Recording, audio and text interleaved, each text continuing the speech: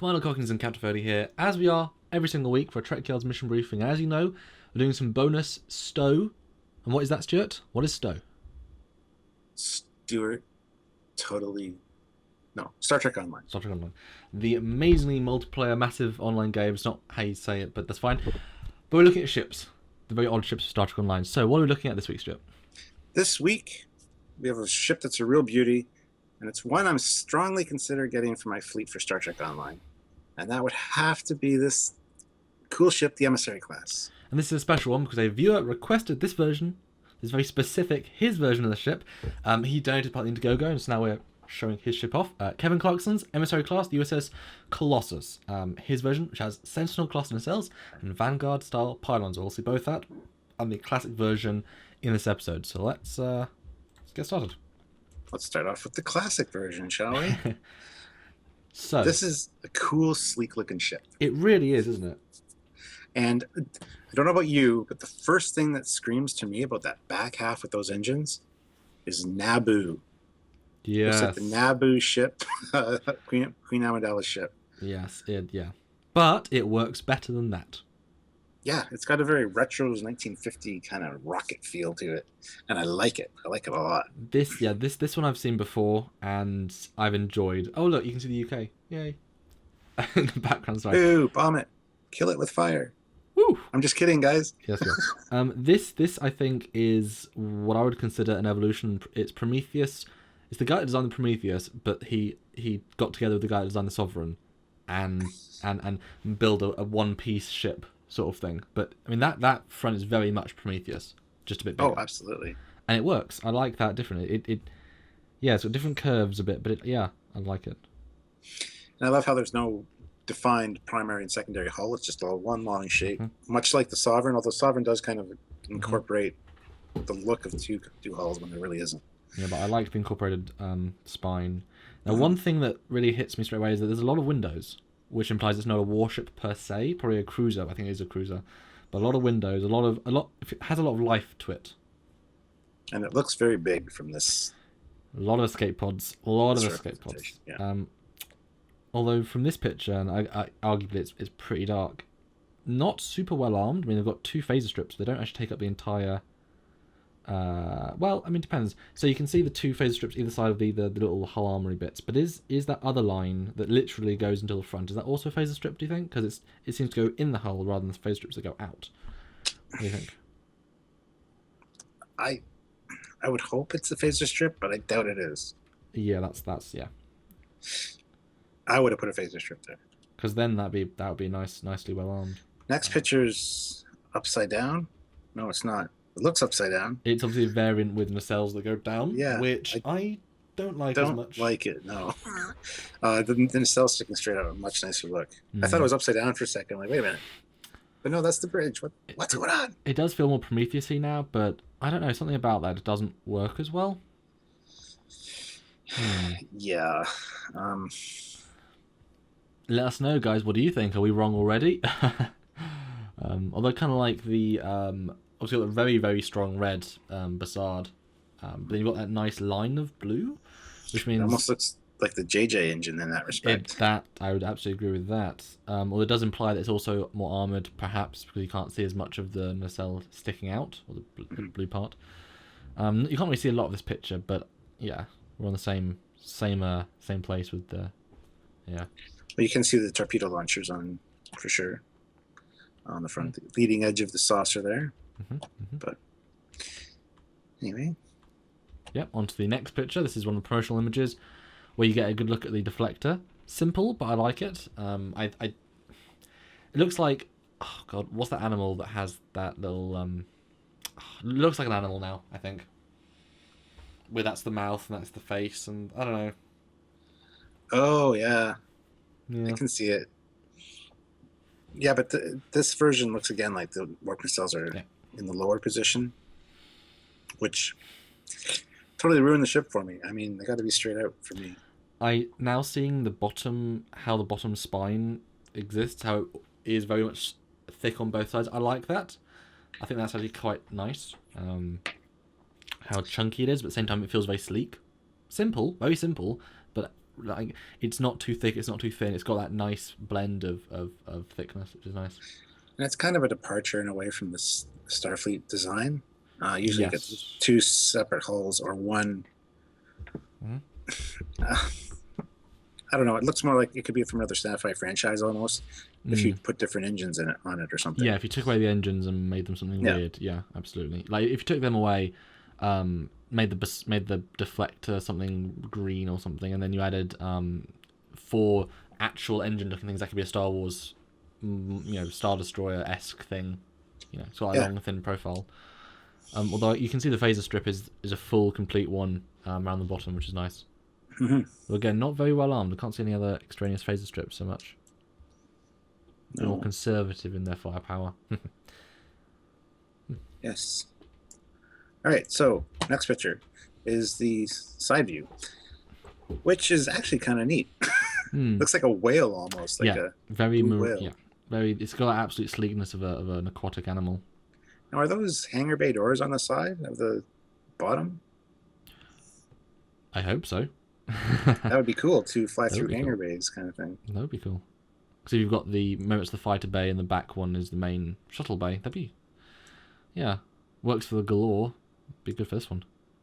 Yeah. Interesting. More escape pods along the back of the spine there. Now, if you look at the roughly the middle, those 3 lines, do you think those are phaser strips, mini ones? Because they do look like phaser strips to me. Odd placement, but they do, but very odd placement, and it seems kind of, well, considering there's another black strip that kind of goes down right beside them, kind of veers down. I don't think it would be a phaser strip. But I don't know what other purpose they would serve. They're not really windows. They're not. Well, we know the Prometheus had the special armor, but there's no actual armor there. It's just lines. Yeah. On to the next, the top view. I like this view. I do. You don't get the same. I didn't realize that the back was so pointy. That's not what I was expecting. Normally they taper it off a bit more. Now the engines feel a lot more like you said earlier, the rocket ship style engines. I think this is the perfect angle. It's like, rocket ship. Or it's almost an homage to TOS because they're very almost that style, but also JJ. I'm not a fan of the forward-facing struts on this one, though. I think either straight out or angled back would have been nicer, but I do like the hull detail though in the front. I still like the saucer. The saucer's a nice version of Prometheus. I like it. Yeah. So the next version is, I believe we are into Kevin's. Yes, this is Kevin Clarkson's that he sent us. It's obviously at space dock, and he's got different engines, which I like already. Got a distinct blue. Well, they're going back. I prefer that already. Nice and sleek. I assume we'll see a better picture later on, but I like the red besides. I like the blue. Yeah, I like that. I prefer that already. Yeah, I was just going to say all those things. And you are right. I think those side red things are torpedo launchers, which is side saucer torpedo launchers. That's an interesting choice. Well, not really side. I mean, they'd be facing forward, right? They're just kind of set back in the hull a little bit. I don't know. I mean, my interpretation is that they shoot sideways. I mean, I can't imagine. Well, I mean, that's not unprecedented. The Akira has side-facing torpedo launch.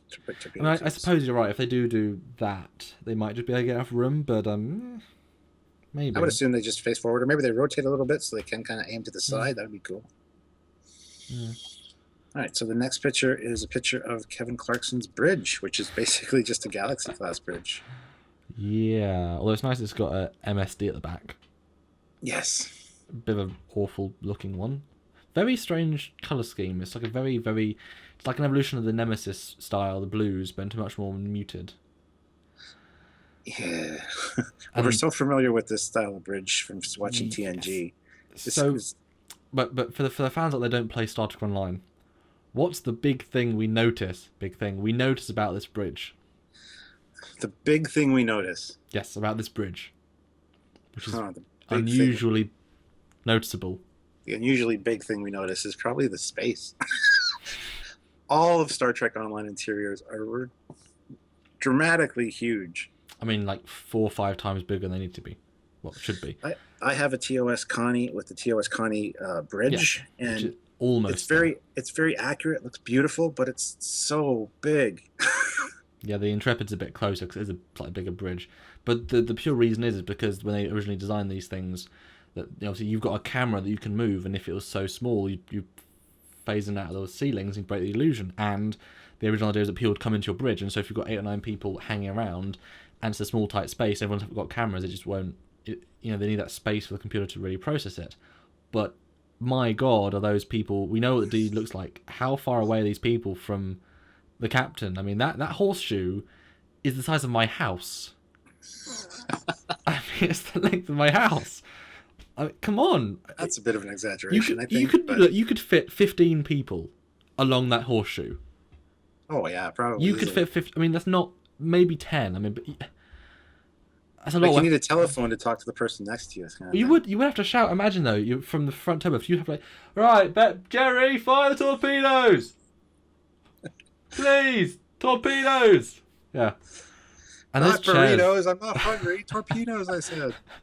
I'm up here some burritos. No, fire. Oh, no.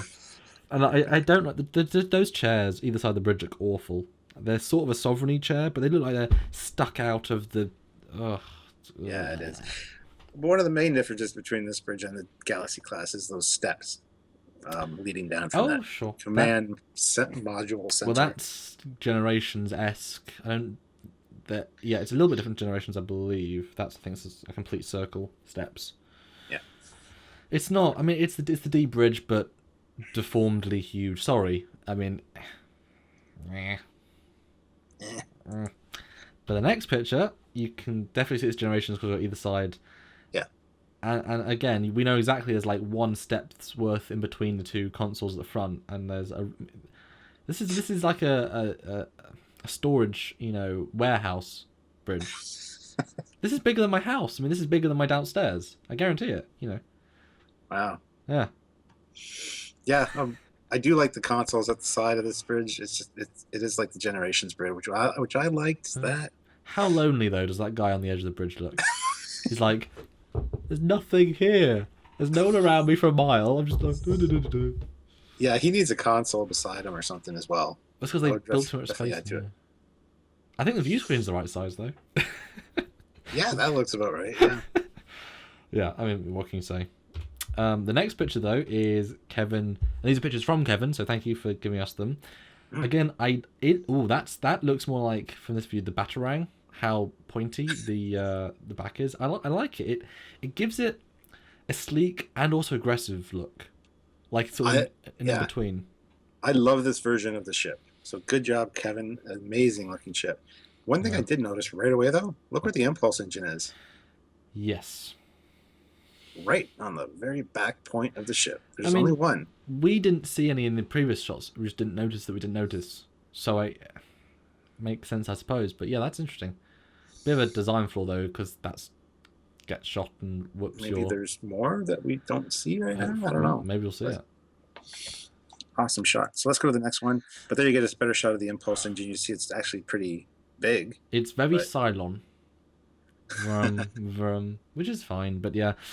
I think this could have done with having impulse engines in the struts, aka a la Prometheus or Icarus. Icarus, not Prometheus, but that could have worked maybe. Maybe, I don't know. Another thing I noticed too, those 3 lines you pointed out earlier actually protrude out from the hull, and the line I was referring to is actually an indentation. Well, I saw that earlier. That could be some sort of hatch or just armor, but I think there must be phaser strips. Yeah. Interesting. I don't see any more around the back, so perhaps. And the next photo, that is a lot of windows. That's a lot of people awake. And that's the bottom of the ship. So what are they? Yeah. So they're weird curve. Are they doing this, or are they looking down at glass? They're standing on glass. Well, transparent steel. Sorry, Scotty. Yeah, I mean, yeah. A lot of escape pods along the rim of that saucer, though. But a lot of people to give escape pods to, apparently. One thing I got to say about this, too, there's lack of detail on the bottom of the saucer. There's no, Captain's yacht or planetary sensor dome or anything. It's just blank, empty space. I think that's kind of a wasted opportunity there, personally. Yeah, but these ships weren't designed individually to be their own part of the universe. They're just styles of ship, you know. So why would you design an independent captain's yacht? Although I could see, you know, a aero shuttle or something just fitting right in there. Especially a ship for this size. We're assuming it's fairly big. So, all right. So the next shot is the Colossus again. This is again Kevin Clarkson's. I kind of like the armor, which I've seen a couple of times at the front, either side of the secondary navigational thing, the Intrepid style. Those just pieces of armor that stuck to the hull. They just give a bit of depth. Not really sure why, but I mean, they shield vital systems. There you go. Yeah.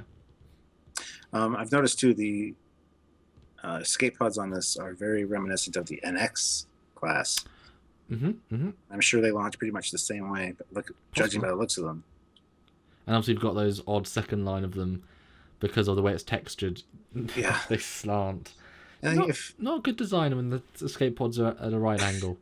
And if you look at the ones on the back with this style of engine, if they launch like the NX ones, they're going to smash right into the engine. Well, I mean, they're going to have separate... Yeah, they'd probably have thrusters that go straight up, wouldn't they? Yeah, I would hope so. Yeah. But I like this. It's a nice sleek version. Although there's no... the bridge module, we assume, is that curved section. There's no distinct bridge, you know? There's no distinct bridge bit, as much as just where it sort of makes sense. That's a good point. And along the whole spine, is that one long phaser strip on each side? Oh, yeah. That would be very cool. That would give you 360 coverage. Well, no, yeah. That would sort of make a bit more sense to have those other 3 phaser strips, as if it's like a, you know, maybe it goes in sequence because they charge and they whatever. That'd be cool. That would make a lot of sense. So it's not really a torpedo boat; it's a phaser boat, but it's got some pretty nifty phasers. Yeah, nice, cool. And the next picture is Kevin's again from the side. I like this profile view. Like I said, with the engines up, I think it looks a lot better than that other profile we had where it was the lower engines. Absolutely. Again, looks like a beluga whale or some kind of whale at the front, definitely. So the next picture is a very grungy shot. Now, for some reason, the Federation planet symbol is green, which makes you think it's a Borg simulated one, but it'd be more obvious if it was. So I'm not really sure to... Those engines I like better than Kevin Clarkson's engines. Oh, I prefer Kevin's, but these are nice. I like these. They're very bulked out and armored. That's cool. A bit more Geth-like from Mass Effect. This one's also lacking those lines along those 3 lines. And it looks like it has a shuttle bay at the back, right above the impulse engine. The back of this is very different, actually. If you look at the detailing. Yeah, I like it though. I kind of like the slightly more, rather than just being that one sleek line, it's slightly more sectionalized. That's cool. I like it. Yeah, cool. All right, so the next one is Emissary class USS Avenger. Avenger. Last week's as well. Everyone loves the name. This is a great looking ship. These engines I like too. This is like the first one we had. Yeah. And yeah. Like the front view of it down on the bottom there, I love that. That's cool. That is nice. The profile is kind of odd with those engines though. It looks kind of... Oh, that's a horrible profile. But every other view is that's very Star Wars, that profile. Yeah. I like the top right though. That's a nice shot. Yes. That's a very Star Trek shot. Here we see the length is 730 meters, so about 50 meters longer than a Sovereign. Yes. So it's pretty nice big ship, and it does make sense with the with the windows and stuff. Crew of 1,000 though. That's kind of low for me. Yeah. Especially with all that internal space. Like, look at this thing. Well, how thick it is. Probably got some science abilities, and you know, it feels like this is a ship you'd be comfortable living in, going out on long missions. Yeah. I don't know why, but it feels like that sort of ship. Well on ship. And on to the very last picture. This is the first ship we saw with the very cool retro style engines, which are very Naboo-ish. And this is a great shot. I love the nebula in the background and the asteroid field. This is kind of like one you'd see in the captain's ready room almost. Yeah, no, it's nice. STO has a nice graphics engine for what it is. It does do some nice vistas. Yeah, I think with less JJ and less 60s engine or less rocket ship engines like Kevin's, the ship works really well, which is a good thing. But it's take a shape of a established ship, the Prometheus, and then sort of mold it. That's what they've done, and I think it works. I think you could see this in the Trek universe. Absolutely. Yeah. Cool. That is it for this week's Emissary class. Thank you, Kevin, for your support on Indiegogo. We hope you've enjoyed our look. And again, no prep with this. We like your version better. So, but yeah, if you guys use this Emissary class or any version, let us know in the comments below. Tell us what type you use, what engines you prefer, and then maybe even go on the Trekyards Facebook group and post, or the STO Trekyards Facebook, and post your own ship and why you love it. Yeah, and this has been it for another Trekyards STO version of Mission Briefing, and we'll see you next week for another one. Until next time, guys. See ya. Bye.